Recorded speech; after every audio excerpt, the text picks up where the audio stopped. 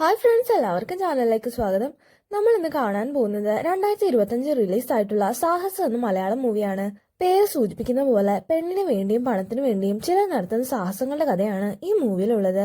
അപ്പൊ ഇനിയും കൂടുതലൊന്നും പറഞ്ഞ് ലാഗടിപ്പിക്കുന്നില്ല, നമുക്ക് നേരെ മൂവിയിലേക്ക് പോകാം. മൂവിയുടെ തുടക്കത്തിൽ നമ്മുടെ ഹീറോ ജീവനും അവന്റെ ഫ്രണ്ട്സും കൂടെ എന്തോ ഫംഗ്ഷൻ നടക്കുന്നിടത്ത് വന്നിരിക്കുന്നതാണ് കാണിക്കുന്നത്. എല്ലാവരുടെയും ജീവിതത്തിൽ സാഹസികവും സിനിമാറ്റിക്കും ആയ ഒരു ദിവസം ഉണ്ടാകുമെന്നും എന്റെ ലൈഫിലെ ആ ദിവസം ഇന്നാണെന്നും ജീവൻ നമ്മളോട് പറയുമ്പോഴേക്കും ഒരു ഗുണ്ട ജീവന് നേരെ തല്ലാനായി വടിയെടുത്ത് വീശുന്നു. പിന്നീട് സീൻ കട്ടായി കുറച്ചു നാളുകൾക്ക് മുന്നേയുള്ള മുംബൈയാണ് കാണിക്കുന്നത്. അവിടെയുള്ള പല ലഹരി വിൽപ്പന കേന്ദ്രങ്ങളിലും ANC ടീം റെയ്ഡ് നടത്തുന്നതും തടസ്സമായിട്ട് നിൽക്കുന്ന ഗുണ്ടകളെ ഷൂട്ട് ചെയ്യുന്നതും കാണിക്കുന്നു. പക്ഷെ ഇതിന്റെയൊക്കെ നടത്തിപ്പുകാരനായ വിക്ടറിനെയോ വിക്ടറിന്റെ കൈവശം ഉണ്ടായിരുന്ന ഇല്ലീഗൽ മണിയോ കണ്ടെത്താൻ പോലീസിന് കഴിയുന്നില്ല. നെക്സ്റ്റ് സീനിൽ വിക്ടറിന്റെ അടുത്ത് അയാളെ ഒരു സഹായി വന്ന് സംസാരിക്കുന്നതാണ് കാണിക്കുന്നത്. ചർച്ച നിങ്ങളുടെ കൂട്ടുകാരനാണെന്നും പോലീസിനിടയിൽ അയാളുടെ പേര് വോൾഫ് എന്നാണെന്നും ആ സഹായി വിക്ടറിനോട് പറയുന്നു. മാത്രമല്ല ഗോദ്രയ്ക്ക് കൊടുക്കാനുള്ള പണവും വോൾഫിന്റെ കയ്യിലാണെന്ന് അയാൾ വിക്ടറിനോട് പറയുന്നു. എല്ലാം കേട്ട ശേഷം വോൾഫിനെ കൊന്നു കളഞ്ഞേക്കാൻ വിക്ടർ തന്റെ സഹായിയോട് പറയുന്നു. പക്ഷെ ഈ സമയത്തൊന്നും വിക്ടറിന്റെ മുഖം നമ്മളെ കാണിക്കുന്നില്ല. മറുഭാഗത്ത് മുംബൈയിലെ ചേരിയിലുള്ള ചെറിയൊരു വീടാണ് കാണിക്കുന്നത്. സഞ്ജീവ് എന്നൊരു ടെക്കി കുറച്ചു നേരം കൊണ്ട് ലാപ്ടോപ്പിൽ എന്തോ കാര്യമായിട്ട് ജോലി ചെയ്യുകയാണ്.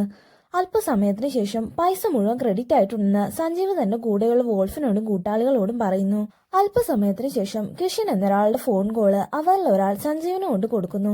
പാസ്വേഡ് ജനറേറ്റ് ചെയ്ത് അതെവിടെങ്കിലും സേഫായിട്ട് നോട്ട് ചെയ്ത ശേഷം എല്ലാം ഡിലീറ്റ് ആക്കണമെന്ന് കിഷൻ സഞ്ജീവിനോട് പറയുന്നു. ശേഷം ഭായിക്ക് ഫോൺ കൊടുക്കാൻ കിഷൻ പറയുമ്പോൾ സഞ്ജീവ് ആ കോള് വോൾഫ് എന്ന മസ്താൻ ഭായിയെ ഏൽപ്പിക്കുന്നു. സഞ്ജീവ് ഇപ്പോ ഒരു പാസ്വേഡ് തരുമെന്നും അതിന് സേഫായിട്ട് സൂക്ഷിക്കണമെന്നും കിഷൻ ഭായിയോട് പറയുന്നു. ഈ സമയം വിക്ടറിന്റെ ആളുകൾ ചേരിയുടെ പല ഭാഗത്തും ഭായിയെ അന്വേഷിച്ച് നടക്കുന്നത് കാണിക്കുന്നു. മറുഭാഗത്ത് ലഹരി കേന്ദ്രങ്ങളിൽ നിന്ന് പിടിച്ചെടുത്ത ഡ്രഗ്സ് ANC സീസ് ചെയ്യുന്നത് കാണിക്കുന്നു. ഈ സമയത്താണ് ANC ടീം ലീഡറായ രാജീവ് അവിടേക്ക് വരുന്നത്. വിക്ടറും പണവും മിസ്സിംഗ് ആണെന്നും ഈ ഡ്രഗ്സ് മാത്രമേ കണ്ടെത്താനായുള്ളെന്നും കൂടെയുള്ളവർ പറയുമ്പോൾ ഇനി ഈ ഉള്ളത് വെച്ച് മീഡിയയ്ക്ക് മുമ്പ് ഷൈൻ ചെയ്യാമെന്ന് രാജീവ് മറുപടി പറയുന്നു. അപ്പോഴാണ് മറ്റൊരു ഉദ്യോഗസ്ഥൻ അവിടേക്ക് വന്ന് വിക്ടറിന്റെ താവളം കണ്ടെത്തിയെന്ന് അറിയിക്കുന്നത്. മറുഭാഗത്ത് സഞ്ജീവിനൊരു കോള് വരുന്നത് കാണിക്കുന്നു. എതിർഭാഗത്തുള്ളയാൾ ഇത്തവണ എന്നെ ഓൺസൈറ്റ് വിടണമെന്ന് റിക്വസ്റ്റ് ചെയ്യുമ്പോൾ താനിപ്പോ ഓഫ്ഷോറിലെ കാര്യങ്ങൾ നോക്കിയാൽ മതിയെന്നും ബാക്കിയൊക്കെ ഞാൻ തീരുമാനിച്ചോളാമെന്നും സഞ്ജീവ് മറുപടി പറയുന്നു. അങ്ങനെയാണെങ്കിൽ ഞാനിപ്പോ സാറിന്റെ മെയിലിലേക്ക് ഒരു വീഡിയോ അയക്കാമെന്നും അത് കണ്ടിട്ട് അഭിപ്രായം പറഞ്ഞാൽ മതിയെന്നും പറഞ്ഞ് എതിർവശത്തുള്ളയാൾ കോള് കട്ട് ചെയ്യുന്നു. കോള് കട്ടായതും തന്റെ ലാപ്പിലേക്ക് വന്ന മെയിൽ സഞ്ജീവ് ഓപ്പൺ ആക്കുന്നു. സഞ്ജീവ് തന്റെ ഓഫീസിൽ വെച്ച് ഏതോ ഒരു സ്ത്രീയുമായിട്ട് നടത്തിയ റൊമാൻസിന്റെ വീഡിയോ ആയിരുന്നു അതിലുണ്ടായിരുന്നത്. അല്പസമയത്തിന് ശേഷം ആ ലാപ്ടോപ്പിലേക്ക് തന്നെ സഞ്ജീവ് കുഴഞ്ഞു വീഴുന്നു. സഞ്ജീവിന് എന്ത് പറ്റിയതാണെന്ന് കൂടെയുള്ളവർ ചിന്തിക്കുമ്പോഴേക്കും വിക്ടറിന്റെ ആളുകൾ അവിടേക്ക് വരുന്നു. ഭായിയെ ഒഴികെ മറ്റെല്ലാവരെയും വിക്ടറിന്റെ ആളുകൾ കൊന്നു കളയുമ്പോൾ നിലത്ത് പടർന്ന് അവരുടെ ചോരയിലേക്ക് വീണ് സഞ്ജീവ് പാസ്വേഡ് കുറിച്ചു വെച്ച പേപ്പർ മുങ്ങിപ്പോകുന്നു. ഈ സമയം ആ ഗുണ്ടകളിൽ ഒരാളുടെ ഫോണിലേക്ക് വിക്ടർ വിളിച്ച് ഭായിയുമായിട്ട് സംസാരിക്കുന്നു. ഞാൻ ഇത് ചെയ്തത് എന്തിനു വേണ്ടിയാണെന്ന് നിനക്ക് അറിയാവല്ലോ എന്നും ഞാൻ ചെയ്തത് ചതിയാണെന്ന് മറ്റാരു പറഞ്ഞാലും നീ അങ്ങനെ കരുതരുതെന്നും ഭായ് വിക്ടറിനോട് പറയുന്നു. പക്ഷെ ഞാൻ ഗോത്ര പറഞ്ഞനുസരിക്കുന്ന വെറും വേട്ടപ്പട്ടി മാത്രമാണെന്നും അയാൾ ഇപ്പോൾ നിന്നെ കൊല്ലാനാണ് പറഞ്ഞിരിക്കുന്നതെന്നും വിക്ടർ മറുപടി പറയുന്നു. അതുകൊണ്ട് എന്നോട് ക്ഷമിക്കണമെന്ന് വിക്ടർ ഭായിയോട് പറയുന്നു. കൃത്യം ഈ സമയത്താണ് രാജീവും മറ്റു പോലീസ് ഉദ്യോഗസ്ഥരും വിക്ടറിന്റെ താവളത്തിലേക്ക് വരുന്നത്. പുറത്തു നിന്ന് ഗുണ്ടകളെല്ലാം പോലീസ് ഷൂട്ട് ചെയ്യുമ്പോൾ വിക്ടറിന്റെ ഫോണിലൂടെ ആ വെടിവെച്ച ഭായിയും അവിടെയുള്ള വിക്ടറിന്റെ ഗുണ്ടകളെ കേൾക്കുന്നു. ആ ശബ്ദം കേട്ട് അവരുടെ ശ്രദ്ധ മാറിയ സമയം കൊണ്ട് തനിക്ക് നേരെ ചൂണ്ടിയ അവരുടെ തോക്കുകൊണ്ട് തന്നെ ഭായി ആ ഗുണ്ടകളെ ഇല്ലാതാക്കുന്നു. മറുഭാഗത്ത് പോലീസ് പുറത്തുള്ളവരെല്ലാം ഇല്ലാതാക്കി വിക്ടറിന്റെ താവളത്തിനുള്ളിലേക്ക് കയറുമ്പോൾ അവിടെ ശൂന്യമായിരിക്കുന്നത് കാണിക്കുന്നു. ഇത്തവണയും വിക്ടർ രക്ഷപ്പെട്ടുവെന്ന് ഓർത്ത് രാജീവ് നിരാശനാകുന്നു. മറുഭാഗത്ത് സഞ്ജീവിന്റെ മരണത്തെ തുടർന്ന് അയാൾ വർക്ക് ചെയ്തിരുന്ന IT കമ്പനിയിൽ അയാളുടെ പൊസിഷനിലേക്ക് ഗായത്രി എന്നൊരു ലേഡി ജോയിൻ ചെയ്യുന്നത് കാണിക്കുന്നു. നെക്സ്റ്റ് സീനിൽ ജീവന്റെ കാമുകി സേറയുടെയും റോണി സക്രിയുടെയും എൻഗേജ്മെന്റ് പാർട്ടിയാണ് കാണിക്കുന്നത്. മകൾക്കൊരു പ്രേമം ഉണ്ടെന്ന് അറിയാമെങ്കിലും ബന്ധുക്കളുടെയും മറ്റു നിർബന്ധം കൊണ്ടാണ് സേറയുടെ പപ്പ റോണിയുമായിട്ട് അവളുടെ വിവാഹം നടത്താൻ തീരുമാനിക്കുന്നത്. സേറയുടെ വീട്ടുകാർക്കും ചില കസിൻസിനും ഒക്കെ അവൾക്കൊരു പ്രേമം ഉണ്ടെന്ന് അറിയാമെങ്കിലും അത് ജീവനാണെന്ന് അവർക്ക് അറിഞ്ഞുകൂടാ. പാർട്ടിക്ക് വേണ്ടി ഒരുങ്ങിക്കൊണ്ടിരിക്കുന്ന സേറയുടെ അടുത്ത് ചെന്ന് അവൻ ഇനി വരുമോ എന്ന് അവളുടെ ഒരു ഫ്രണ്ട് ചോദിക്കുമ്പോൾ സേറ മറുപടി ഒന്നും പറയുന്നില്ല. മറുഭാഗത്ത് പാർട്ടി നടക്കുന്നതിന് ഒരു ഭാഗത്ത് മാറിയിരിക്കുന്ന സേറയുടെ അയൽവാസികളായ ബബീഷിനെയും പ്രേമനെ ലുട്ടനെയും കാണിക്കുന്നു. ബബീഷിന്റെ അച്ഛൻ വർഷങ്ങളായിട്ട് കിടപ്പിലായ വ്യക്തിയാണ്. പുള്ളി ഒരിക്കൽ ലുട്ടനോട് പുള്ളിക്ക് എറണാകുളത്ത് ഒരു സ്ത്രീയുമായിട്ട് ബന്ധമുണ്ടെന്നും അതിലൊരു മകനുണ്ടെന്നും ഒക്കെ പറഞ്ഞിരുന്നു. അക്കാര്യങ്ങളൊക്കെ ലുട്ടൻ ബബീഷിനോടും പറയുന്നു. നിങ്ങളുടെ അച്ഛൻ പറഞ്ഞതൊക്കെ സത്യമാണെങ്കിൽ പുള്ളിയുടെ അന്ത്യാഭിലാഷമായിട്ട് ആ മകനെ കണ്ടെത്തണമെന്നും ലുട്ടൻ ബബീഷിന് പറഞ്ഞു കൊടുക്കുന്നു. പക്ഷെ അവരുടെ തൊട്ടടുത്ത് നിന്ന് ഇതൊക്കെ കേൾക്കുന്ന ബബീഷിന്റെ ഭാര്യ അവരെ വഴക്ക് പറയുന്നു. കാരണം പണ്ടും ഇതുപോലെ ഓരോ മണ്ടത്തരങ്ങൾ പറഞ്ഞ് ലുട്ടൻ ബബീഷിനെയും പ്രേമനെയും ഒക്കെ കുഴിയിൽ ചാടിച്ചിട്ടുണ്ട്. പക്ഷെ ഇത്തവണ തനിക്ക് തെറ്റുപറ്റിയിട്ടില്ലെന്ന് ലുട്ടൻ ബബീഷിനോട് ഉറപ്പിച്ചു പറയുന്നു. മാത്രമല്ല ബബീഷിന്റെ അച്ഛൻ കൊച്ചിയിൽ പണിക്ക് എന്ന സമയവും പറഞ്ഞ കാര്യങ്ങളൊക്കെ വെച്ച് നോക്കുമ്പോൾ പുള്ളി പറഞ്ഞത് സത്യമാണെന്ന് ലുട്ടൻ പറയുന്നു. ലുട്ടൻ ഇത്രയും ഉറപ്പിച്ചു പറയുമ്പോൾ ബബീഷും അത് ചെറുതായിട്ട് വിശ്വസിക്കുന്നു. ഈ സമയത്താണ് സേരയുടെ മേക്കപ്പ് റൂമിലേക്ക് ഒരു കാറ്ററിംഗ് ബോയ് കയറി വരുന്നത്. ആ കാറ്ററിംഗ് ബോയ് ജീവനാണെന്ന് കണ്ടതും സേര അവനെ കെട്ടിപ്പിടിക്കുന്നു. നമുക്ക് ഉടൻ തന്നെ എവിടേക്കെങ്കിലും പോകാമെന്ന് പറഞ്ഞ് സേര അവളുടെ ബാഗ് പാക്ക് ചെയ്യുന്നു. പക്ഷെ എൻഗേജ്മെന്റ് ടെൻഷനിലായിരിക്കുന്ന സേരയെ നേരിട്ട് കണ്ടെന്ന് ആശ്വസിപ്പിക്കാൻ വേണ്ടി മാത്രമാണ് ജീവൻ അവന്റെ ഫ്രണ്ട്സായ പപ്പനെയും സാമിനെയും കൂട്ടി കാറ്ററിംഗ് വേഷത്തിൽ ഇവിടേക്ക് വന്നത്. ഒളിച്ചോട്ടത്തിന്റെ കാര്യങ്ങളൊക്കെ നമുക്ക് പിന്നീട് തീരുമാനിക്കാമെന്ന് ജീവൻ പറയുന്നെങ്കിലും സേര അതിന് സമ്മതിക്കുന്നില്ല. ഒടുവിൽ സേരയുടെ ബാഗുമായിട്ട് ജീവനും അവന്റെ ഫ്രണ്ട്സും വീടിന് മുന്നിലൂടെയും സേര വീടിന് പിൻവശത്തൂടെയും പുറത്തേക്ക് ഇറങ്ങാൻ തീരുമാനിക്കുന്നു. ഈ സമയത്താണ് ഫോട്ടോ എടുപ്പിനായി സേരയെ വിളിക്കാൻ വന്ന ബന്ധുക്കള് അവള് റൂമിലില്ലെന്ന് മനസ്സിലാക്കുന്നത്. സേരയുടെ റൂമിലേക്ക് അവസാനം കയറിയത് ഒരു കാറ്ററിംഗ് ബയറാണെന്ന് പറഞ്ഞ് ബബീഷിന്റെ ഭാര്യ ജീവനെ മറ്റു ബന്ധുക്കൾക്ക് കാണിച്ചു കൊടുക്കുന്നു. ബന്ധുക്കൾ പുറത്തേക്ക് ഇറങ്ങുന്ന ജീവന്റെ പിന്നാലെ പോകുന്നെങ്കിലും അപ്പോഴേക്കും ജീവനും കൂട്ടുകാരും പുറത്തുണ്ടായിരുന്നൊരു കാറിൽ അവിടെ നിന്നും മുന്നോട്ട് പോകുന്നു. അവര് നേരെ വീടിന് പുറകുവശത്തെ റോഡിലേക്ക് ചെന്ന് അവിടെ വെയിറ്റ് ചെയ്യാമെന്ന് പറഞ്ഞ് സേരയെ നോക്കുന്നെങ്കിലും അവളെ അവിടെ നിന്നും കാണുന്നില്ല. ഒടുവിൽ മതിലിന് മുകളിലായി രണ്ട് കൈ കാണുമ്പോൾ അത് സേരയാണെന്ന് കരുതി ആ കൈയിൽ പിടിച്ച് പപ്പൻ അവരെ തങ്ങളുടെ വണ്ടിയിലേക്ക് വലിച്ചിടുന്നു. മറുഭാഗത്ത് സേരയാകട്ടെ ജീവനെ കാത്ത് പുറകുവശത്ത് മതിലിനകത്ത് വെയിറ്റ് ചെയ്യുമ്പോഴാണ് അവളുടെ അമ്മാവൻ ജോസ് അവിടേക്ക് വരുന്നത്. സേരയെ കണ്ടതും അവൾ ഒളിച്ചോടാൻ പ്ലാൻ ചെയ്തതാണെന്ന് മനസ്സിലാക്കി അയാൾ അവളെ അകത്തേക്ക് കൂട്ടിക്കൊണ്ടു പോകുന്നു. ശേഷം അമ്മാവന്റെ കയ്യിൽ നിന്ന് കിട്ടിയ തല്ലിന്റെ പാടുമായിട്ടാണ് സേര എൻഗേജ്മെന്റ് ഫോട്ടോയ്ക്ക് പോസ് ചെയ്യുന്നത്. മറുഭാഗത്ത് സേരയാണെന്ന് കരുതി പപ്പൻ കാറിലേക്ക് കയറ്റിയത് പ്രേമനെയാണെന്ന് കാണിച്ചു തരുന്നു. വെള്ളം ഒഴിച്ച് ബോധമില്ലാതെ മതിലെ ചാരുന്ന പ്രേമനെയാണ് ആള് മാറി കൊണ്ടുവന്നതെന്ന് മനസ്സിലായതും അവരവനെ റോഡിൽ ഇറക്കി വിടുന്നു. നെക്സ്റ്റ് സീനിൽ സേരയുടെ വീടാണ് കാണിക്കുന്നത്. സേരയുടെ അമ്മാവൻ ജോസിന്റെ മകൻ പോൾ വഴിയാണ് റോണിയുമായിട്ടുള്ള വിവാഹാലോചന വരുന്നത്. സേരയ്ക്ക് ഒരു പ്രേമമുള്ള കാര്യം റോണിക്കും അറിയാമെങ്കിലും അവൾ ഒളിച്ചോടാൻ പ്ലാൻ ചെയ്തതൊന്നും അവന് അറിയുമായിരുന്നില്ല. അതുകൊണ്ട് ഇനി ഒരിക്കലും സേരയെ അന്വേഷിച്ച് ആരും വരാതിരിക്കാൻ എന്തെങ്കിലും ചെയ്യണമെന്ന് ജോസും മറ്റു ബന്ധുക്കളും തീരുമാനിക്കുന്നു. മാത്രമല്ല കഴിഞ്ഞ ദിവസം അവരാള് മാറി പ്രേമനെ കൊണ്ടുപോയ വിവരവും അവർ അറിഞ്ഞിരുന്നു. അതുകൊണ്ട് സേരയുടെ കാമുകനെയും കൂട്ടുകാരെയും നേരിട്ട് കണ്ടിട്ടുള്ള ഒരാളെന്ന സ്ഥിതിക്ക് തന്റെ ഗുണ്ടകളുടെ കൂടെ പ്രേമനെ എറണാകുളത്തേക്ക് അയക്കാൻ ജോസ് തീരുമാനിക്കുന്നു. ബബീഷും ലൂട്ടനും കൂടെ ഉള്ളപ്പോഴാണ് ജോസ് പ്രേമനോട് ഇക്കാര്യം പറയുന്നത്. പക്ഷെ ഓൾറെഡി തന്റെ അനിയനെ കണ്ടുപിടിക്കാനായി എറണാകുളത്തേക്ക് പോകണോ വേണ്ടോ എന്ന് ചിന്തിച്ചിരുന്ന ബബീഷിന് ഇതൊരു അവസരമായിട്ടാണ് തോന്നുന്നത്. പ്രേമന്റെ കൂടെ ഞാനും ബബീഷേട്ടനും കൂടെ പൊയ്ക്കോളാമെന്ന് ലൂട്ടൻ പറയുമ്പോൾ മറ്റുള്ളവർ അതിന് സമ്മതിക്കുന്നു. നെക്സ്റ്റ് സീനിൽ മുംബൈയിലെ ആന്റി നട്കോട്ടിക് സെല്ലിന്റെ ഓഫീസാണ് കാണിക്കുന്നത്. ഒരു വശത്ത് രാജീവ് തന്നെ കുറിച്ചുള്ള പത്രവാർത്ത കണ്ട് സ്വയം പുളകം കൊള്ളുമ്പോൾ മറുഭാഗത്ത് മറ്റു ചില ഉദ്യോഗസ്ഥർ അന്നത്തെ ലഹരി വേട്ടയെക്കുറിച്ച് സംസാരിക്കുന്നത് കാണിക്കുന്നു. മുംബൈയിലെ ലഹരി മാഫിയെ നിയന്ത്രിക്കുന്നത് വിക്ടർ എന്നൊരാളായിരുന്നു. വിക്ടറിന്റെ സുഹൃത്തായ വോൾഫ് എന്ന മസ്താൻ ബായി ആണ് പോലീസിന് വേണ്ട ഇൻഫർമേഷൻ കൊടുക്കുന്നത്. അതിന് പ്രകാരമാണ് അവൻ അന്ന് ലഹരി കേന്ദ്രങ്ങളിൽ അറ്റാക്ക് നടത്തിയത്.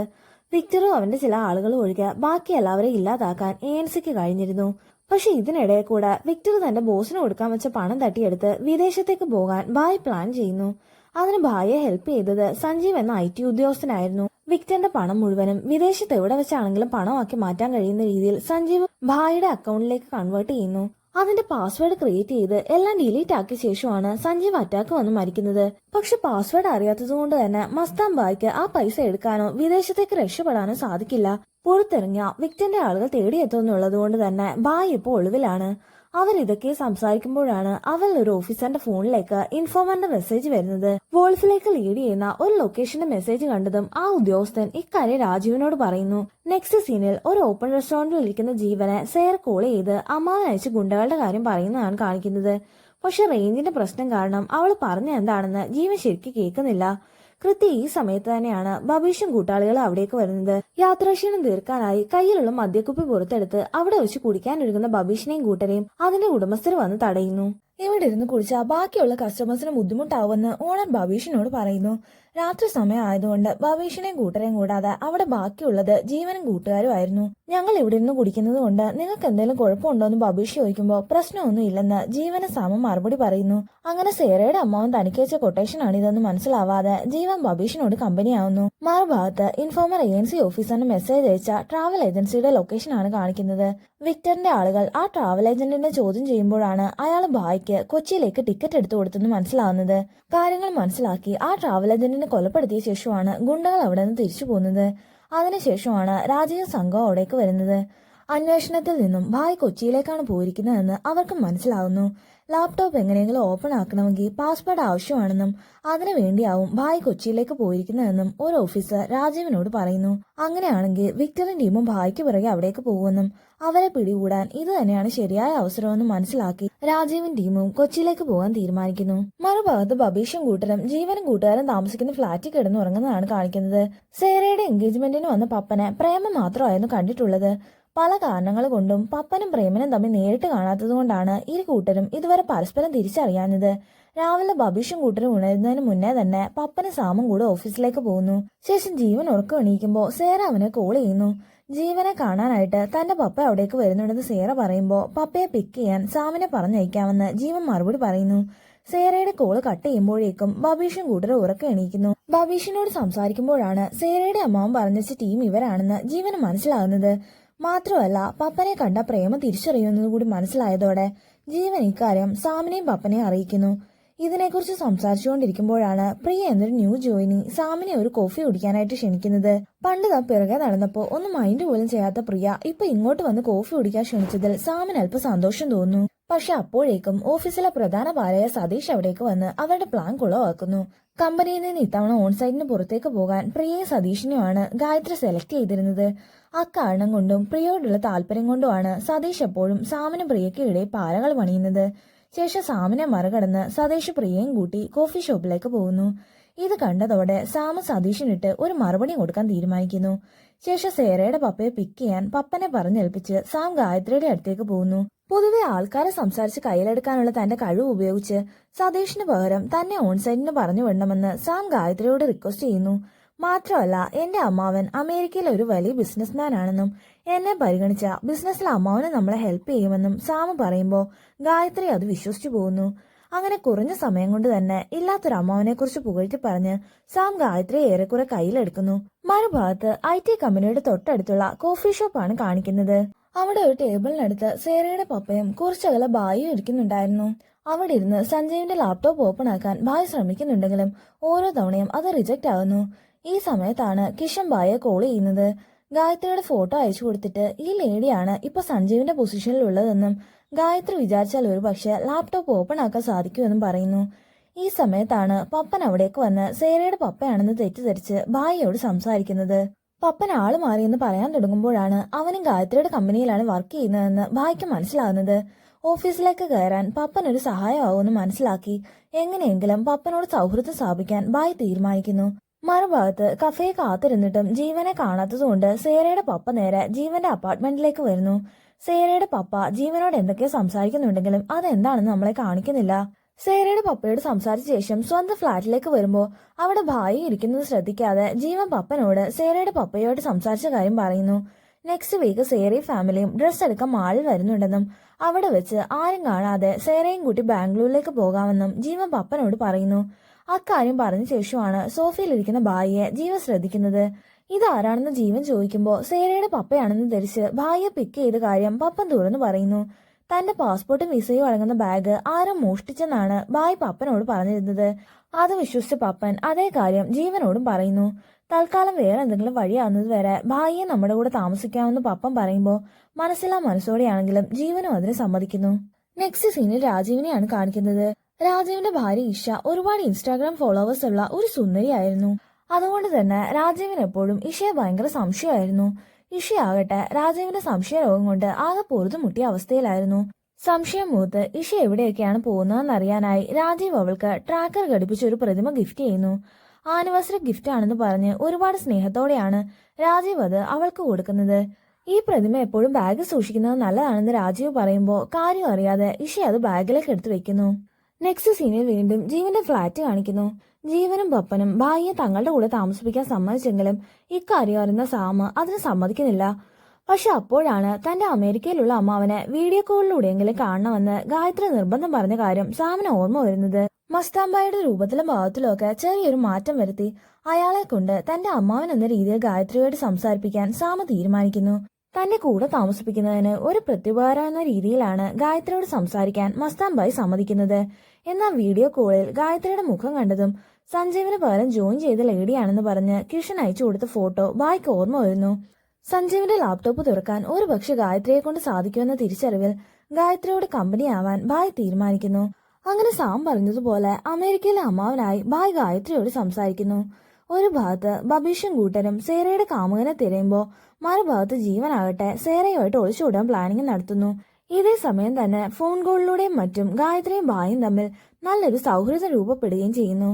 ഓണത്തിന് താൻ കൊച്ചിയിലേക്ക് വരുന്നുണ്ടെന്ന് ഭായ് പറയുമ്പോൾ അന്നേരം നമുക്ക് നേരിട്ട് കാണാമെന്ന് ഗായത്രി ഭായിയോട് പറയുന്നു.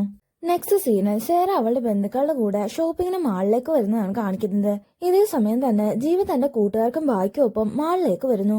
സേറ വാഷ്റൂമിൽ പോകണമെന്ന് പറഞ്ഞ് ബന്ധുക്കളുടെ അടുത്തുനിന്ന് പോകുന്നത് കണ്ട് ജീവനും തന്റെ കൂട്ടുകാരോട് യാത്ര പറഞ്ഞ് അവളുടെ അടുത്തേക്ക് പോകുന്നു. പാർക്കിങ്ങിൽ തന്നെയും കാത്തിരിക്കുന്ന സേറയുടെ അടുത്തേക്ക് നടക്കുമ്പോഴാണ് ജീവയെ ആരോ പിന്നിൽ നിന്ന് അടിച്ചു വീഴ്ത്തുന്നത്. കാര്യം എന്താണെന്ന് മനസ്സിലാകുന്നതിന് മുന്നേ തന്നെ കുറച്ച് ഗുണ്ടകൾ വന്ന് സേറയെ അവിടെ നിന്ന് പിടിച്ചുകൊണ്ട് പോവുകയും ജീവനെ ആക്രമിക്കുകയും ചെയ്യുന്നു. സേറയെ അവിടെ നിന്ന് കൊണ്ടുപോയതിനു ശേഷമാണ് ഒരു വില്ലനെ പോലെ റോണി അവിടേക്ക് വരുന്നത്. സേറയെ വിവാഹം ചെയ്യാൻ പോകുന്നത് ഞാനാണെന്ന് പറഞ്ഞ് റോണി ജീവന് സ്വയം പരിചയപ്പെടുത്തുന്നു. ഇത്രയായ സ്ഥിതിക്ക് സേറ ഇനി ഞാൻ തന്നെ കെട്ടുവെന്ന് ഒരു ഭീഷണി പോലെ ജീവനോട് പറഞ്ഞിട്ട് റോണി അവന്റെ ഗുണ്ടകളുമായിട്ട് അവിടെ നിന്ന് പോകുന്നു. നെക്സ്റ്റ് സീനിൽ ഹോസ്പിറ്റലിൽ നിൽക്കുന്ന ഭായിയെ കിഷൻ ഫോൺ ചെയ്യുന്നതാണ് കാണിക്കുന്നത്. ഏൻസിയും വിക്ടറിനെ പിടിക്കാൻ കൊച്ചിയിൽ എത്തിയിട്ടുണ്ടെന്ന് കിഷൻ ഭായിയോട് പറയുന്നു. ഇതിനോടകം വിക്ടർ ഭായിയും പിള്ളേരെ സ്കെച്ച് ചെയ്തിട്ടുണ്ടാവുമെന്നും അതുകൊണ്ട് ലാപ്ടോപ്പ് ഓപ്പൺ ആക്കാൻ പറ്റിയില്ലെങ്കിലും എത്രയും പെട്ടെന്ന് അവിടെ നിന്ന് രക്ഷപ്പെടണമെന്നും കിഷൻ പറയുമ്പോൾ ഭായ് മറുപടി ഒന്നും പറയുന്നില്ല. ആ കോള് കട്ടാവുമ്പോഴേക്കും ജീവനുള്ള മരുന്നും വാങ്ങി ബബീഷ് അവിടേക്ക് വരുന്നു. ജീവനെ ആരാണ് തള്ളിയതെന്നും ബബീഷ് ഭായിയോട് ചോദിക്കുമ്പോൾ തനിക്ക് അറിയില്ലെന്ന് ഭായ് മറുപടി പറയുന്നു. മരുന്നുകളെല്ലാം ഭായിയെ ഏൽപ്പിച്ച ശേഷം സാമിനോട് താക്കോലും വാങ്ങി ബബീഷും കൂട്ടരും ഫ്ളാറ്റിലേക്ക് പോകുന്നു. ഈ സമയത്താണ് സേറ ജീവനെ കോൾ ചെയ്യുന്നത്. നീ എവിടെയാണെന്നും ഓക്കെ ആണോ എന്നും ജീവൻ തിരക്കുന്നെങ്കിലും അതിന് മറുപടി പറയാതെ വൈകിട്ട് നമുക്ക് മീറ്റ് ചെയ്യാമെന്ന് സേറ ജീവനോട് പറയുന്നു. അധികം പരിക്കുകളൊന്നും ഇല്ലാത്തതുകൊണ്ട് അന്ന് തന്നെ ജീവനെ ഡിസ്ചാർജ് ചെയ്യുന്നു. നെക്സ്റ്റ് സീനിൽ ജീവനും കൂട്ടുകാരും ഭായിക്കൊപ്പം സേറയെ കാണാൻ ഒരു കോഫി ഷോപ്പിൽ പോകുന്നതാണ് കാണിക്കുന്നത്. മറ്റന്നാൾ എന്റെ വിവാഹമാണെന്നും കഴിഞ്ഞതൊക്കെ മറന്ന് നമുക്ക് പിരിയാമെന്നും സേറ ജീവനോട് പറയുന്നു. പ്രശ്നങ്ങളൊക്കെ നമുക്ക് പരിഹരിക്കാമെന്ന് ജീവ പറയുന്നെങ്കിലും അതൊന്നും നടക്കില്ലെന്ന് സേറ മറുപടി പറയുന്നു. മാത്രമല്ല ഒരുമിച്ച് ജീവിക്കാവുന്ന പാഴ്മോഹം തന്ന് ഇനിയും എന്നെ വിഷമിപ്പിക്കരുതെന്നും സേറ ജീവയോട് പറയുന്നു. ഇപ്പൊ തന്നെ ഒരുപാട് ആളുകളുടെ നിരീക്ഷണത്തിലാണ് നമ്മളെന്ന് സേറ പറയുമ്പോഴാണ് തങ്ങൾക്ക് ചുറ്റും ഇരിക്കുന്ന മുഴുവൻ ആളുകളും റോണിയുടെ ഗുണ്ടകളാണെന്ന് ജീവയ്ക്ക് മനസ്സിലാകുന്നത്. ശേഷം ജീവയോട് യാത്ര പറഞ്ഞ് സേറ അവിടെ നിന്ന് നടന്നു പോകുമ്പോൾ ജീവൻ അവളെ പിന്നീന്ന് വിളിക്കുന്നു. ഇത്തവണ ഞാൻ ഉറപ്പായിട്ടും വരുമെന്നും ഇത് നിനക്ക് വെറുതെ ഹോപ്പ് തരാൻ വേണ്ടി പറഞ്ഞതല്ലെന്നും ജീവ അവളോട് പറയുന്നു. ഇത് കേട്ടതും സേറ തിരിഞ്ഞു വന്ന് ജീവയുടെ ചുണ്ടിൽ ഒന്ന് അമർത്തി ചുംബിച്ച ശേഷം അവനെ ഹഗ് ചെയ്ത് അവിടെ നിന്ന് തിരിച്ചു പോകുന്നു. തന്റെ ഗുണ്ടകളുടെ ഫോണിലൂടെ ഇക്കാര്യങ്ങളെല്ലാം കണ്ടുകൊണ്ടിരുന്ന റോണിക്കാകട്ടെ ജീവയോടുള്ള പക കൂടുന്നു. നെക്സ്റ്റ് സീനിൽ ഫ്ളാറ്റിലുള്ള പപ്പന്റെ ഫോട്ടോ ലൂട്ടൻ ബബീഷിന് കാണിച്ചു കൊടുക്കുന്നതാണ് കാണിക്കുന്നത്. ഇതുപോലൊരു ഫോട്ടോയാണ് ബബീഷേട്ടന്റെ അച്ഛന്റെ മുറിയിൽ ഞാൻ കണ്ടതെന്നും അതുകൊണ്ട് മിക്കവാറും ഇത് തന്നെയായിരിക്കും ബബീഷേട്ടന്റെ അനിയനെന്നും ലൂട്ടൻ ബബീഷിനോട് പറയുന്നു. ഇത് കേട്ടുകൊണ്ടാണ് പ്രേമന അവിടേക്ക് വരുന്നത്. പക്ഷെ ലൂട്ടൻ കാണിച്ചു കൊടുത്ത പപ്പന്റെ ഫോട്ടോ കണ്ടതും ഇവനാണ് എന്നെ കാറിലിട്ടുകൊണ്ട് പോയതെന്നും ഇവനെ പിടിക്കാനാണ് ജോസേട്ടൻ നമ്മളെ ഇങ്ങോട്ട് വിട്ടതെന്നും പ്രേമം പറയുന്നു. ഇത് കേട്ട് അവരാകെ ഷോക്കാവുന്നു. മറുഭാഗത്ത് കിഷൻ പറഞ്ഞ കാര്യങ്ങളൊക്കെ ആലോചിച്ച് നിൽക്കുന്ന മസ്താൻ ഭായിയാണ് കാണിക്കുന്നത്.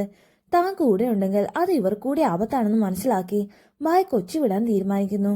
തന്റെ ബാഗ് കിട്ടിയ ആൾ വിളിച്ചിരുന്നെന്നും നാളെ തന്നെ അത് തിരിച്ചേൽപ്പിക്കാമെന്ന് പറഞ്ഞെന്നും ഭായ് സാമിനോട് കള്ളം പറയുന്നു. അതുകൊണ്ട് നാളെ തന്നെ ഞാൻ ഇവിടുന്ന് പോകുമെന്ന് ഭായ് പറയുമ്പോൾ പപ്പനും സാമിനും ഒക്കെ ചെറിയ വിഷമം തോന്നുന്നു. ഇതേ സമയം തന്നെ ഭായിയെ അന്വേഷിച്ച് വിക്ടറും വിക്ടറിനെ പിടിക്കാൻ രാജീവും ടീമും കൊച്ചിയിലേക്ക് വരുന്നത് കാണിക്കുന്നു. പിറ്റേ ദിവസം രാവിലെ ഓഫീസിലെ ഓണം പ്രോഗ്രാമിന് സാമിനെയും പപ്പനെയും പറഞ്ഞു വിട്ട് ജീവൻ ഫ്ളാറ്റിൽ തന്നെ ഇരിക്കുന്നു. ഭായിയും കൂട്ടിയാണ് സാമും പപ്പനും ഓഫീസിലേക്ക് പോകുന്നത്. പക്ഷെ പോകുന്ന വഴി തനിക്ക് ഒരാളെ കാണാനുണ്ടെന്ന് പറഞ്ഞ് സാം ഇടയ്ക്ക് വെച്ച് പുറത്തിറങ്ങുന്നു. ശേഷം പപ്പനും ഭായും കൂടെ ഓഫീസിലേക്ക് പോവുകയും ഭായ് ഗായത്രിയെ നേരിട്ട് പരിചയപ്പെടുകയും ചെയ്യുന്നു. പുറത്തുപോയൊരു കോഫി കുടിക്കാമെന്ന് ഗായത്രി പറയുമ്പോൾ ഭായിയും അതിന് സമ്മതിക്കുന്നു. ഈ സമയത്താണ് തന്നെ എന്തുകൊണ്ടാണ് ഓൺസൈറ്റ് വിടാത്തതെന്ന് ചോദിച്ചുകൊണ്ട് സതീഷ് അവിടേക്ക് വരുന്നത്. ഇത്തവണ കൂടി സതീഷ് ഓഫ് ഷോറിൽ കോൺസെൻട്രേറ്റ് ചെയ്യണമെന്ന് പറഞ്ഞുകൊണ്ട് ഗായത്രി ഭായിയുടെ കൂടെ പുറത്തേക്ക് പോകുന്നു. കോഫി വെയിറ്റ് ചെയ്തിരിക്കുന്നതിനിടയിൽ ഭായ് ഗായത്രിയോട് ചില കാര്യങ്ങൾ തുറന്നു പറയുന്നു.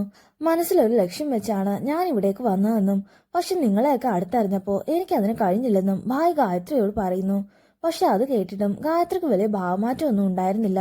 പരസ്പരം സംസാരിച്ചു തുടങ്ങിയപ്പോൾ തന്നെ ഭായ് പറയുന്നത് ചിലതൊക്കെ കള്ളമാണെന്ന് ഗായത്രിക്ക് മനസ്സിലായിരുന്നു. പക്ഷെ എന്നിട്ടും അതൊന്നും തുറന്നു ചോദിക്കാതിരുന്നത് ഒരു ഫേക്ക് റിലേഷൻ ആയിരുന്നിട്ടും ഭായുമായിട്ടുള്ള ബന്ധത്തെ ഗായത്രിയെ ആഗ്രഹിച്ചതുകൊണ്ടാണ്. ഇത് കേട്ടതും ഭായിയുടെ ഉള്ളിൽ വീണ്ടും കുറ്റബോധം തോന്നുന്നു. കൃത്യം ഈ സമയത്താണ് വിക്ടർ അവിടേക്ക് വരുന്നത്. വിക്ടറിനെ കണ്ട് ഭായി ഒന്ന് ഷോക്കാവുന്നു. പക്ഷെ ഗായത്രിയുടെ സംസാരം കേൾക്കുമ്പോഴാണ് രാവിലെ തന്നെ തന്റെ സുഹൃത്താണെന്ന് പറഞ്ഞ് വിക്ടർ ഗായത്രിയെ പരിചയപ്പെട്ടിട്ടുണ്ടെന്ന് ഭായിക്ക് മനസ്സിലാവുന്നത്. ഭായിക്ക് ഒരു സർപ്രൈസ് കൊടുക്കാമെന്ന് വിക്ടർ പറഞ്ഞതുകൊണ്ടാണ് ഇക്കാര്യങ്ങളൊന്നും ഗായത്രി ഭായിയോട് പറയാഞ്ഞത്. ഈ ചുരുങ്ങിയ സമയം കൊണ്ട് തന്നെ ഗായത്രി ഭായിക്ക് പ്രിയപ്പെട്ടവളാണെന്ന് വിക്ടറിന് മനസ്സിലാകുന്നു. അതുകൊണ്ട് തന്നെ ഭായിക്ക് എന്തെങ്കിലും ചെയ്യാൻ അവസരം കൊടുക്കാതെ വിക്ടർ ഗായത്രിയെ ഷൂട്ട് ചെയ്യുന്നു. കൺമുൻപിൽ ഗായത്രി ചലനമറ്റ് വീഴുന്നത് കണ്ട് ആദ്യം ഒന്ന് ഷോക്ക് ആകുന്നെങ്കിലും അല്പസമയത്തിനുള്ളിൽ സ്വബോധം വീണ്ടെടുത്ത് ഭായി അവിടെ നിന്ന് പുറത്തേക്ക് രക്ഷപ്പെടുന്നു. മറുഭാഗത്ത് ഓഫീസിൽ ഓണപരിപാടിക്ക് നിൽക്കുന്ന പപ്പന്റെ ഫോണിലേക്ക് ജീവന്റെ മെസ്സേജ് വന്നിരിക്കുന്നത് കാണിക്കുന്നു. പപ്പനെയും സാമനെയും കൂട്ടാതെ ജീവൻ ഒറ്റയ്ക്ക് സേറയുടെ അടുത്തേക്ക് പോവുകയാണെന്ന് അറിയിച്ചുകൊണ്ടുള്ള മെസ്സേജ് ആയിരുന്നു അത്. തന്റെ കൂടെ വന്ന അവർക്ക് എന്തെങ്കിലും അപകടം സംഭവിക്കുമെന്ന് കരുതിയാണ് ജീവ അവിടേക്ക് ഒറ്റയ്ക്ക് പോകാൻ തീരുമാനിച്ചത്. ഇത് കേട്ടതും പപ്പൻ ഉടൻ തന്നെ ജീവനെ അന്വേഷിച്ച് ഫ്ളാറ്റിലേക്ക് പോകുന്നു. ഈ സമയം സേറയുടെ അടുത്തേക്ക് പോകാനായി അവളെ കോൾ ചെയ്തുകൊണ്ട് ജീവൻ ഡോറ് തുറന്ന് പുറത്തോട്ടിറങ്ങുമ്പോഴാണ് റോണി അയച്ച ഗുണ്ടകൾ അവിടേക്ക് വരുന്നത്. അവരിൽ ഒരാൾ ജീവനെ കുത്താൻ കത്തി ഉയർത്തിയ കൃത്യസമയത്ത് തന്നെ ഭായി അവിടേക്ക് വരുന്നു. അല്പസമയത്തിനുള്ളിൽ തന്നെ ആ ഗുണ്ടകളെല്ലാം ഭായ് അവിടെ നിന്ന് അടിച്ചോടിക്കുന്നു. അപ്പോഴേക്കും പപ്പനും അവിടേക്ക് വരുന്നു. ശേഷം ഭായ് അവരോട് സത്യങ്ങളൊക്കെ തുറന്നു പറയുന്നു. മറുഭാഗത്ത് രാജീവിന്റെ ഭാര്യ ഇഷ സാമിന്റെ കൂടെ ഒരു കോഫി ഷോപ്പിൽ ഇരിക്കുന്നത് കാണിക്കുന്നു. ഒരു സംശയരോഗിയായ രാജീവ് ഇഷ പുറത്തേക്ക് പോയ സമയം അവളെ ഫോളോ ചെയ്യാനായി തന്റെ കീഴുദ്യോഗസ്ഥനായ ശ്രീനിവാസനെ പറഞ്ഞേൽപ്പിച്ചിരുന്നു. ശ്രീനിവാസനാകട്ടെ സാമു ഇഷയും സംസാരിക്കുന്നതിനെ കുറിച്ചകലെ ഇരുന്ന് കാര്യങ്ങളൊക്കെ കൃത്യമായിട്ട് രാജീവിനെ വിളിച്ചു പറയുന്നു. പക്ഷെ അല്പസമയത്തേക്ക് ശ്രീനിവാസന്റെ കണ്ണു തെറ്റിയതും സാമിനെ ഇഷയും അവിടെ എങ്ങും കാണാതെ ആവുന്നു. ഇക്കാര്യം ശ്രീനിവാസൻ വിളിച്ച് രാജീവിനോട് പറയുന്നു. ഇഷ ഒരു ചെറുപ്പക്കാരന്റെ കൂടെ എവിടേക്ക് പോയി എന്നറിഞ്ഞതും രാജീവിനാകെ ദേഷ്യം തോന്നുന്നു. ശേഷം ഇഷയ്ക്ക് ഗിഫ്റ്റ് ചെയ്ത പ്രതിമയിലെ ട്രാക്കർ വഴി രാജീവ് അവളുടെ ലൊക്കേഷൻ ട്രേസ് ചെയ്ത് അവിടേക്ക് പോകുന്നു. മറുഭാഗത്ത് ഭായും ജീവനും പപ്പനും കൂടെ ഓഫീസിലേക്ക് വരുന്നത് കാണിക്കുന്നു. ചെറിയൊരു സംശയത്തിന്റെ പേരിൽ സതീഷിനെ പിടിച്ച് കുടയുമ്പോഴാണ് പണ്ട് സഞ്ജീവിന്റെ മേലിലേക്ക് അയാളുടെ വീഡിയോ അയച്ച് ഭീഷണിപ്പെടുത്തിയത് സതീഷാണെന്ന് മനസ്സിലാവുന്നത്. അത് പിടിക്കപ്പെടാതിരിക്കാൻ സഞ്ജീവിന്റെ ലാപ്ടോപ്പ് ഓപ്പൺ ആക്കാനുള്ള ഒതന്റിക്കേഷൻ സതീഷ് സ്വന്തം ഫോണിലേക്ക് മാറ്റിയിരുന്നു. സതീഷിനെ ഭായിയെ ഏൽപ്പിച്ച് പപ്പനും ജീവനും കൂടെ സഞ്ജീവിന്റെ ലാപ്ടോപ്പ് എടുക്കാനായി ഫ്ളാറ്റിലേക്ക് പോകുന്നു. ഈ സമയം സാമു ഇഷയും കൂടെ ഫ്ളാറ്റിലിരിക്കുന്നത് കാണിക്കുന്നു. രാജീവായിട്ടുള്ള കല്യാണത്തിന് മുമ്പ് ഇഷയും സാമും തമ്മിൽ പ്രേമത്തിലായിരുന്നെങ്കിലും സാമിന്റെ കോഴിത്തരം കാരണമാണ് അന്ന് അവർ ബ്രേക്കപ്പ് ആകുന്നത്. ഇപ്പൊ ഇഷ വീണ്ടും തന്നെ കാണാൻ വന്നത് പഴയ പ്രണയം കൊണ്ടാണെന്ന് തെറ്റിദ്ധരിച്ച് സാമിന്റെ ഉള്ളിലെ കോഴി പുറത്തെയാടുന്നു. അങ്ങനെ സാം ഇഷയെ വീഴ്ത്താൻ ചില സ്ഥിര നമ്പറുകൾ പ്രയോഗിക്കുന്നെങ്കിലും ഇഷ അതിലൊന്നും വീഴുന്നില്ല. പക്ഷെ എന്തെങ്കിലും പറഞ്ഞ് ഇഷയെ തന്റെ വഴിക്കാക്കണമെന്ന് കണക്ക് കൂട്ടി ഇഷയെ റൂമിലെത്തി ഒരു സാധനം വാങ്ങിക്കണമെന്ന് പറഞ്ഞ് കോണ്ടം വാങ്ങിക്കാനായിട്ട് സാം പുറത്തേക്ക് പോകുന്നു. ഈ സമയത്താണ് ലാപ്ടോപ്പ് എടുക്കാനായിട്ട് ജീവനും പപ്പനും ഫ്ളാറ്റിലേക്ക് വരുന്നത്. അവര് കാണാതിരിക്കാനായി ഇഷ ബാത്റൂമിനുള്ളിൽ കയറി ഒളിച്ചിരിക്കുന്നു. ഈ സമയം പപ്പൻ സഞ്ജീവിന്റെ ലാപ്ടോപ്പ് തുറന്ന് അത് ഓപ്പൺ ആക്കാൻ ഒതന്റിക്കേഷൻ ചെയ്യാൻ ഭായിയെ വിളിച്ചു പറയുന്നു. ഭായിയുടെ ഭീഷണിയിൽ സതീഷ് അത് ഒതന്റിക്കേറ്റ് ചെയ്തതും സഞ്ജീവിന്റെ ലാപ്ടോപ്പ് ഓപ്പൺ ആകുന്നു. പക്ഷെ ഭായിയുടെ ശ്രദ്ധ പാളിയ സമയം കൊണ്ട് സതീഷ് പുറത്തേക്ക് ഓടി രക്ഷപ്പെടുന്നു. ഭായി സതീഷിനെ പിടിക്കാനായി അവന് പിന്നാലെ പോകുന്നു. കൃത്യം ഈ സമയത്താണ് ജീവനെ സേറ കോൾ ചെയ്യുന്നത്. സേറയോട് സംസാരിക്കാനായി ജീവൻ അല്പം മാറി നിൽക്കുന്നു. ഈ സമയത്താണ് ക്യാഷ് ട്രാൻസ്ഫർ ചെയ്യേണ്ടതിന്റെ പാസ്വേഡ് നോട്ട് ചെയ്യാനായി പേപ്പർ ഒന്നും കാണാത്തതുകൊണ്ട് ടേബിളിന് പുറത്തിരിക്കുന്ന ഒരു പ്രതിമയുടെ താഴെ പപ്പൻ അത് എഴുതി വെക്കുന്നത്. രാജീവ് ഇഷയ്ക്ക് ഗിഫ്റ്റ് ചെയ്ത ട്രാക്കർ വെച്ച് പ്രതിമയിലാണ് പപ്പൻ പാസ്വേഡ് നോട്ട് ചെയ്യുന്നത്. ശേഷം ലാപ്ടോപ്പിലെ എല്ലാ വിവരങ്ങളും ഡിലീറ്റ് ചെയ്യുമ്പോഴേക്കും പപ്പന്റെ കയ്യിൽ നിന്ന് പ്രതിമ താഴെ വീണ് അത് 2 പാർട്സായി അടന്നു മാറുന്നു. പപ്പൻ അതിന്റെ താഴെ വീണ ഭാഗം കയ്യിലെടുക്കുമ്പോഴാണ് ഡോറ് തുറന്ന് വിക്ടറും അവന്റെ 2 ആളുകളും അകത്തേക്ക് കയറുന്നത്. തെറിച്ചു വീണ പ്രതിമയുടെ 2ാമത്തെ ഭാഗം കയ്യിലെടുത്താണ് വിക്ടർ അകത്തേക്ക് കയറുന്നത്. വിക്ടർ പപ്പനോട് പാസ്വേഡ് എവിടെയെന്ന് ചോദിക്കുമ്പോഴേക്കും ജീവൻ അവിടേക്ക് വരുന്നു. ഭായ് നേരത്തെ പറഞ്ഞിട്ടുള്ളതുകൊണ്ട് തന്നെ വിക്ടർ ആരാണെന്നും അവന്റെ വരവിന്റെ ഉദ്ദേശവും അവർക്ക് മനസ്സിലാകുന്നു. പക്ഷെ പാസ്വേഡ് കിട്ടിക്കഴിഞ്ഞാൽ വിക്ടർ തങ്ങളെ വെറുതെ വിടില്ലെന്ന് അറിയാവുന്നതുകൊണ്ട് പാസ്വേഡ് സാമിന്റെ കയ്യിലാണെന്ന് ജീവ കള്ളം പറയുന്നു. ഈ സമയത്താണ് അവിടെ നടക്കുന്നതൊന്നും അറിയാതെ ഇഷയുമായിട്ട് ആർമാദിക്കാൻ വേണ്ടി കോണ്ടം വാങ്ങിക്കാൻ പോയ സാം തിരികെ വരുന്നത്. വിക്ടറിനെ അയാളുടെ അടുത്ത് പേടിച്ചു നിൽക്കുന്ന പപ്പനെയും ജീവനെയും കാണുന്നതോടെ ഇഷയുടെ ഭർത്താവ് പ്രശ്നം ഉണ്ടാക്കാൻ വന്നതാവുമെന്ന് സാം തെറ്റിദ്ധരിക്കുന്നു. പക്ഷെ വിക്ടർ പാസ്വേഡ് ചോദിക്കുമ്പോഴാണ് അവിടെ താൻ അറിയാത്ത എന്തൊക്കെയോ കളികൾ നടക്കുന്നുണ്ടെന്ന് സാമിന് മനസ്സിലാകുന്നത്. പാസ്വേഡ് എവിടെയെന്ന് ചോദിച്ച് വിക്ടർ വീണ്ടും ബഹളം വയ്ക്കുമ്പോൾ അത് നിങ്ങളുടെ കയ്യിലുള്ള പ്രതിമയിലാണെന്ന് ജീവൻ മറുപടി പറയുന്നു. എന്നാൽ പ്രതിമയുടെ പകുതിയും പാസ്വേഡിന്റെ പകുതിയും മിസ്സിംഗ് ആണെന്ന് മനസ്സിലായതും അതെവിടെയാണെന്ന് ചോദിച്ച് വിക്ടർ വീണ്ടും ചൂടാകുന്നു. കൃത്യം ഈ സമയത്താണ് ഇഷയുടെ ലൊക്കേഷൻ ട്രേസ് ചെയ്ത് രാജീവ് അവിടേക്ക് വരുന്നത്.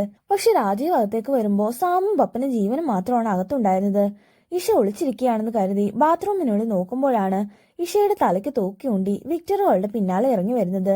സാമിനെ പോലെ കാര്യമൊന്നും പിടികിട്ടാതെയാണ് രാജീവ് അവിടെ നിൽക്കുന്നതെങ്കിലും വിക്ടറിനെ പേടിച്ച് ഒന്നും ചെയ്യാൻ രാജീവിനും കഴിയുന്നില്ല.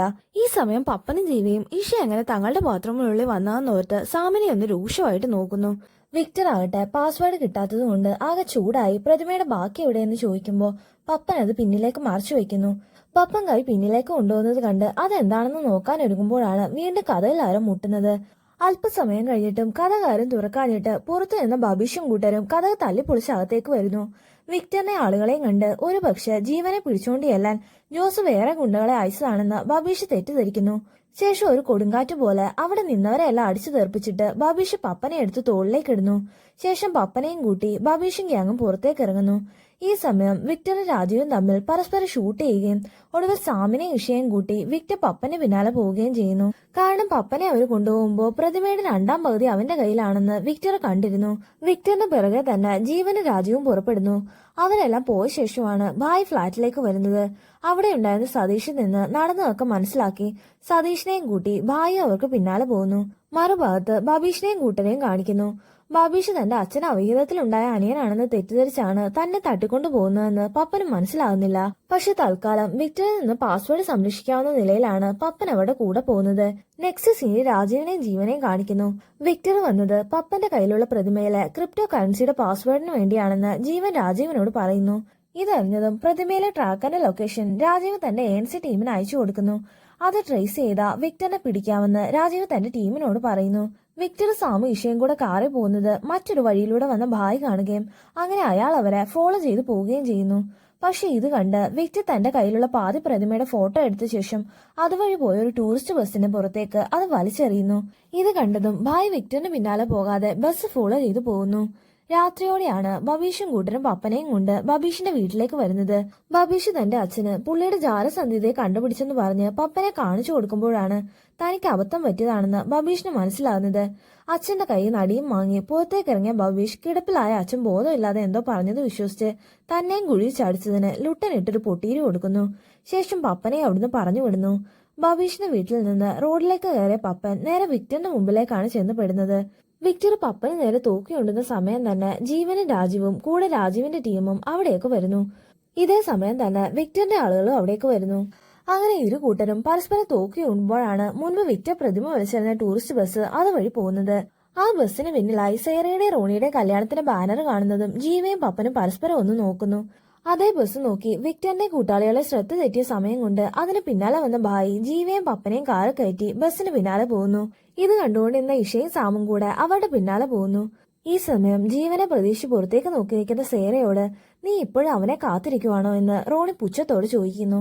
അതെ എന്ന് സേറ ഉറപ്പോടെ പറയുന്ന അടുത്ത നിമിഷം തന്നെ ജീവനും കൂട്ടരും അവിടേക്ക് വരുന്നു. തടയാൻ വന്ന റോണിയുടെ ഗുണ്ടകളെ ജീവയും കൂട്ടുകാരും ഭായും ചേർന്ന് എതിരിടുന്നു. അതിനിടയിലേക്ക് വിക്ടറിന്റെ രാജീവിന്റെ ഗ്യാങ് കൂടെ വന്നതോടെ സംഭവം ഒന്നുകൂടെ കളറാവുന്നു. ഏറെ നേരത്തെ വഴക്കിനൊടുവിൽ പ്രതിമയും കൊണ്ട് വിക്ടർ അടുത്തുള്ള കാട്ടിലേക്ക് ഓടി രക്ഷപ്പെടുന്നു. വഴക്കിനിടെ പപ്പന് വെടിയുണ്ട ഏറ്റതുകൊണ്ട് ജീവനും കൂട്ടുകാരും അതിന് പിന്നാലെ പോകുന്നില്ല. റോണിയെ നേരത്തെ തന്നെ തല ബോധ്യം കടത്തിയതുകൊണ്ടും പുറത്തു നടന്ന വെടിവയ്പിൽ ഭയപ്പെട്ട് സേറയുടെ അമ്മാവനുൾപ്പെടെയുള്ള ബന്ധുക്കൾ അടങ്ങിയതുകൊണ്ടും സേറയുടെ പപ്പയുടെ അനുഗ്രഹത്തോടെ തന്നെ സേറയും ജീവനും തമ്മിൽ ഒരുമിക്കുന്നു. ഈ സമയം ഇഷയാകട്ടെ ഒരു സംശയരോഗിയായ ഭർത്താവിന് ഇനിയും സഹിക്കാൻ താല്പര്യമില്ലെന്ന് പറഞ്ഞ് രാജീവിനോട് ഗുഡ് ബൈ പറഞ്ഞ് അവിടെ നിന്ന് പോകുന്നു. മറുഭാഗത്ത് പ്രതിമയുമായി കാട്ടിലൂടെ രക്ഷപ്പെടാൻ ശ്രമിക്കുന്ന വിക്ടറിന് പിന്നാലെ ഭായ് വരുന്നത് കാണിക്കുന്നു. അവരിരുവരും പരസ്പരം തോക്കിയുണ്ടെന്നത് കാണിച്ച് സീൻ കട്ടാവുന്നു. നെക്സ്റ്റ് സീന് കുറച്ചു നാളുകൾക്ക് ശേഷം ജീവനും സേറയും ജീവയുടെ ഫ്രണ്ട്സും കൂടെ ഒരു ട്രിപ്പ് വന്നിരിക്കുന്നതാണ് കാണിക്കുന്നത്. അവിടെ വെച്ച് തങ്ങളുടെ ജീവിതത്തിൽ സംഭവിച്ച കാര്യങ്ങളൊക്കെ അവിടെ കണ്ട ഒരാളുമായിട്ട് ജീവ സംസാരിക്കുന്നത് കാണിക്കുന്നു. സംസാരിക്കുന്ന ആളുടെ മുഖം കാണിക്കുമ്പോഴാണ് അത് കിഷൻ ആണെന്ന് നമുക്ക് മനസ്സിലാകുന്നത്. അന്നത്തെ സംഭവത്തിന് ശേഷം ഭായിയെ കണ്ടിട്ടുണ്ടോ എന്ന് കിഷൻ ചോദിക്കുമ്പോൾ അറിയില്ലെന്ന് ജീവൻ മറുപടി പറയുന്നു. നെക്സ്റ്റ് സീനിൽ വീണ്ടും അന്ന് നടന്നതിന്റെ ബാക്കി കാണിക്കുന്നു. കാട്ടിൽ നിന്നൊരു വെടിയൊച്ച കേട്ടിട്ടാണ് രാജീവ് അവിടേക്ക് പോകുന്നത്. അവിടെ വെടിയേറ്റ് കിടക്കുന്ന വിക്ടറിനെ കണ്ടതും ആ കൊലപാതകം ഏറ്റെടുത്ത് സ്വയം ആളാവാൻ രാജീവ് തീരുമാനിക്കുന്നു. വിക്ടറിന്റെ ദേഹത്തേക്ക് 1-2 തവണ കൂടി ഷൂട്ട് ചെയ്ത ശേഷം വിക്ടറിനെ താൻ പിടികൂടിയെന്ന് രാജീവ് സീനിയർ ഓഫീസറിനെ ഇൻഫോം ചെയ്യുന്നു. പക്ഷെ ഭായിയെക്കുറിച്ച് ചെറിയൊരു സൂചന പോലും ആർക്കും കിട്ടുന്നില്ല. വിക്ടറിന്റെ ബോഡിയുടെ കുറച്ചകലെയായി പാസ്വേഡ് കുറിച്ചിട്ട് പ്രതിമ കാണിച്ചുകൊണ്ടാണ് ഈ മൂവി അവസാനിക്കുന്നത്. അപ്പോൾ കൂട്ടുകാരെ എല്ലാവർക്കും വീഡിയോ ഇഷ്ടപ്പെട്ടെന്ന് കരുതുന്നു. ഇഷ്ടപ്പെട്ടെങ്കിൽ തീർച്ചയായിട്ടും ലൈക്ക് ചെയ്തും ഷെയർ ചെയ്ത് സബ്സ്ക്രൈബ് ചെയ്ത് സപ്പോർട്ട് ചെയ്യുക. മറ്റൊരു വീഡിയോ ആയിട്ട് നമുക്ക് വീണ്ടും കാണാം.